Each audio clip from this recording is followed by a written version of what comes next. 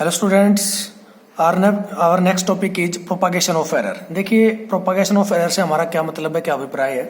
हमने लिखा है यहाँ पर the transfer of error in result when a number of measured values having errors are added और सब्ट्रैक्टेड और मल्टीप्लाइड और divided is called propagation of error.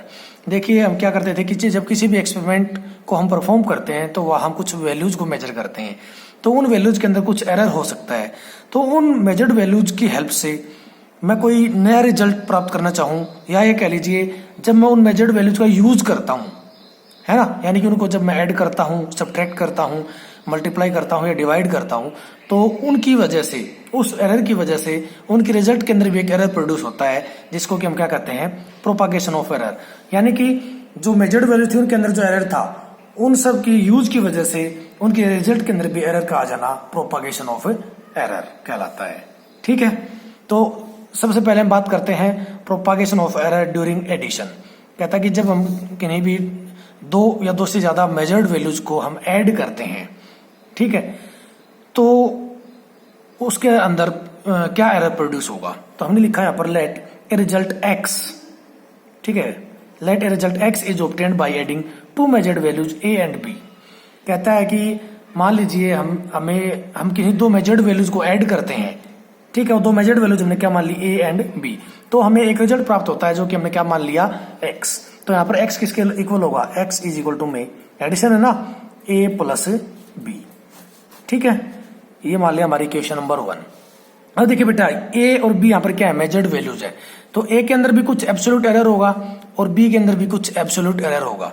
ठीक है, तो उस एरर की वजह से ए के अंदर जो एब्सोल्यूट एरर वो मान लिया डेल्टा ए, और बी के अंदर जो एब्सोल्यूट एरर वो मान लिया डेल्टा बी, तो उनकी वजह से एक्स के अंदर भी एक एरर प्रोड्यूस हो गया, जिसको क्या मान लिया हमने, डेल्टा एक्स। तो लिखिए let absolute error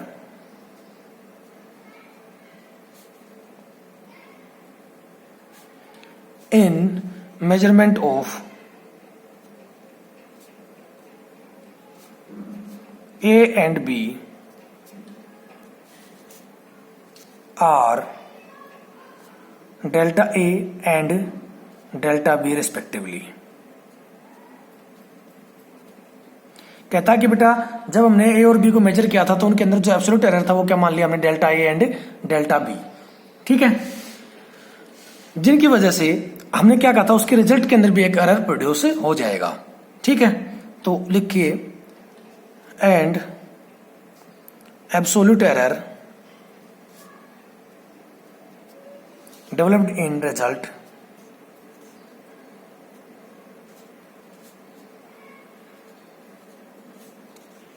x is delta x। ठीक है, जो हमारी जो रिजल्ट आया x, उसके अंदर भी कुछ एरर आएगा, वो एरर कितना मान लिया हमने, delta x। Then equation 1 can be written as, देखिए बेटा, absolute error, mean absolute error, fractional error, percentage error, ये एक प्रकार के रैंडम एरर्स होते हैं। तो हमने बताया था कि रैंडम एरर के अंदर हमें ये नहीं पता कि जो एरर प्रोड्यूस हुआ है वो उसके अंदर ऐड होगा या सब्ट्रैक्ट होगा, इसलिए हम वहां पर दोनों साइन ले लेते थे। ठीक है, तो कैसे लिखेंगे इसको हम, x plus minus delta of x. ठीक है, लिखने का तरीका आपको बताया था कि जो भी मेजर्ड वैल्यू है उसके अंदर हम एरर को ऐड या सब्ट्रैक्ट कर सकते हैं, तो इसलिए हमने क्या लिखा, x plus minus delta x. X क्या था, रिजल्ट ऑब्टेन्ड, तो उसके अंदर जो एरर प्रोड्यूस हुआ है वो क्या हो जाएगा यहाँ पर, delta of X is equal to में A plus minus delta A plus B plus minus delta B. ठीक है, हर एक मेजर्ड वैल्यू के अंदर हमने क्या कर दिया, उसका एरर को ऐड या सब्ट्रैक्ट कर दिया, जिसकी वजह से उसके रिजल्ट के अंदर भी कुछ एडिशन या सब्ट्रैक्शन होगा। जब मैं इन ब्रैकेट्स को हटाऊंगा तो क्या बनेगा बेटा, इधर x plus minus delta X is equal to में a plus minus delta A plus B plus minus delta of b। कुछ नहीं किया हमने, इन स्मॉल ब्रैकेट्स को हटा दिया यहाँ से। अगर इस a को मैं b के साथ ले आऊं तो कोई फर्क तो नहीं पड़ेगा, क्या हो जाएगा, x plus minus delta X is equal to में a प्लस में b plus minus delta A plus minus delta of b। ठीक है, अब देखो बेटा, using equation number 1, A plus B किसके इक्वल है, according to equation number 1 X के इक्वल है, तो इसकी जगह क्या पुट कर सकता हूं मैं यहाँ पर, एक्स क्या हो जाएगा, X plus minus delta X is equal to में एक्स ए प्लस बी की जगह क्या पुट कर दिया हमने, X plus minus delta of A plus minus delta of B. देखिए ये एक्स लेफ्ट साइड में है पॉजिटिव है, राइट साइड में भी एक्स क्या है, पॉजिटिव है। जब इस एक्स को उठाकर मैं राइट साइड में ले जाऊंगा, लेफ्ट से राइट में लेके जाऊंगा तो माइनस का हो जाएगा, तो एक्स से एक्स कैंसिल आउट हो जाएगा, क्या बचेगा plus minus delta of X is equal to में plus minus delta A plus minus delta B. ठीक है बेटा, ये आ गया रिजल्ट के अंदर जो एरर प्रोड्यूस हुआ था। ठीक है, जो नेट एब्सोल्यूट एरर जो प्रोड्यूस हुआ था रिजल्ट के अंदर वो किसके इक्वल आया, plus minus delta A plus minus delta B के इक्वल आया। ठीक है, तो अब इसके कुछ पॉसिबल पेयर्स बन सकते हैं, तो मैं इधर क्या लिख देता हूं, पॉसिबल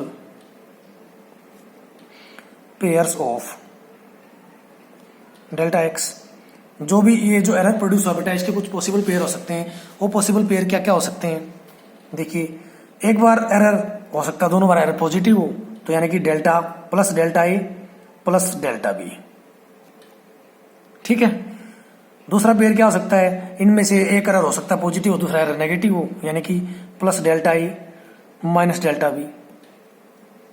ठीक है, इसका रिवर्स भी हो सकता है, पहले वाला रिजल्ट भी नेगेटिव हो सकता है, यानी कि पहले वाला जो एरर वो नेगेटिव हो सकता है, minus delta A plus delta B. और दोनों भी जो रिजल्ट है, ठीक है, दोनों जो एरर है दोनों के दोनों भी नेगेटिव हो सकते हैं, यानी कि माइनस डेल्टा ए माइनस डेल्टा बी। लेकिन अब एरर की हम बात करें तो मैक्सिमम एरर किसके केस में आ रहा है, plus delta A plus delta B या plus delta A minus delta B. ठीक है, या तो दोनों एरर पॉजिटिव हो या दोनों एरर नेगेटिव हो, तो उस केस में जो एरर होगा वो क्या होगा, मैक्सिमम। ठीक है, तो मैं लिखता देता हूं इधर, आउट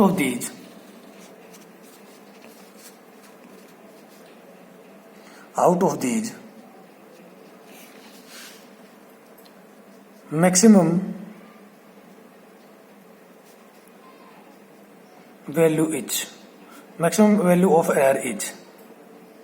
इन सब के अंदर एरर की मैक्सिमम वैल्यू किस किस के केस में होगी, plus delta A plus delta B, या तो इस केस में हो सकती है, या कौन से केस में होगी, minus delta A minus delta B.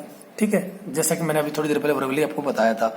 So maximum value of delta X in, ठीक है, डेल्टा एक्स की वैल्यू मैक्सिमम कब होगी, यानी कि एरर की वैल्यू मैक्सिमम कब होगी, मैं क्या लिख सकता हूं यहाँ पर, delta X is equal to में या तो पूरा का पूरा दोनों के दोनों एरर पॉजिटिव हो या दोनों के दोनों एरर नेगेटिव हो। तो इसको मैं कैसे लिख सकता हूं यहाँ पर, plus minus delta A plus delta of B.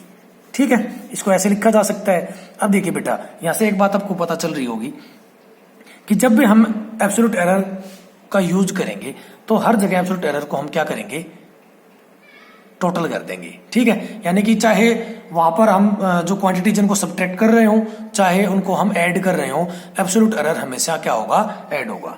ठीक है, तो मैं लिख देता हूं, so when result is obtained, so when a result is obtained by adding some measured values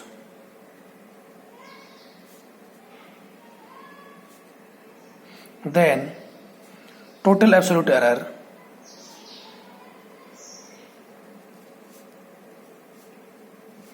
in result is equal to the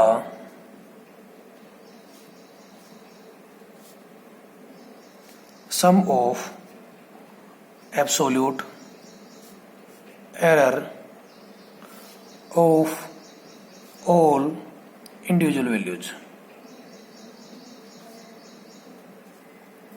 जो मैंने अभी बताया वो मैंने यहाँ पर लिखा, देखिए फिर बता देता हूँ एक बार।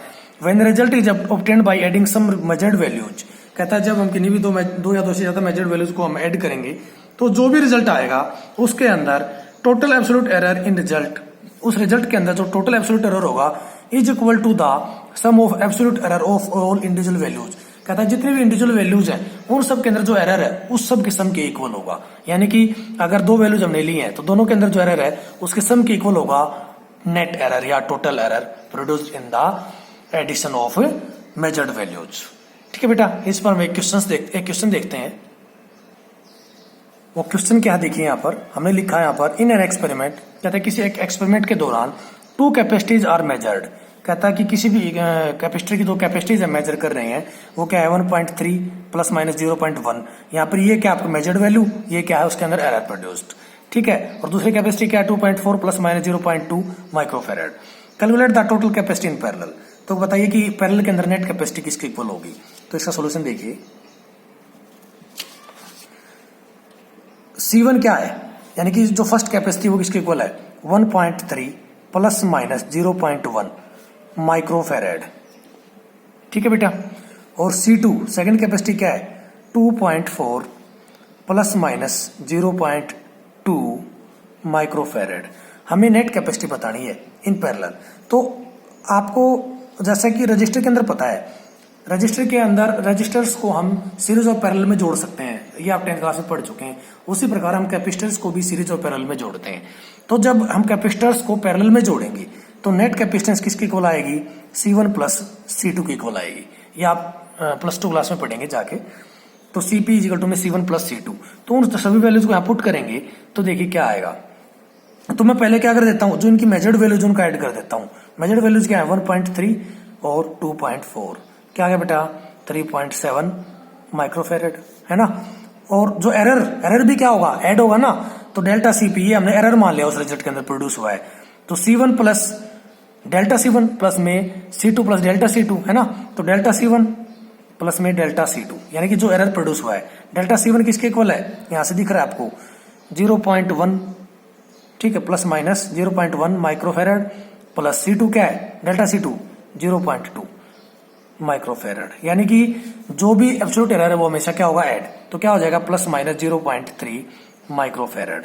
तो नेट कैपेसिटेंस किसके इक्वल होगा, नेट कैपेसिटेंस या टोटल कैपेसिटेंस किसके इक्वल होगा बेटा CP प्लस में डेल्टा CP, ठीक है। और वो किसके इक्वल आया है 3.7 प्लस माइनस 0.3 माइक्रोफेरेड के इक्वल, ठीक है। अपने को ये निकालना था, हमने निकाल दिया। तो ये एक हमने एग्जांपल लिया इसके ऊपर बेस्ड। तो आई थिंक आपको समझ आया होगा। नहीं आया तो एक बार वीडियो को रिपीट करके देख सकते हैं या फिर आप मेरे नंबर पर पूछ सकते हैं। Thank you very much.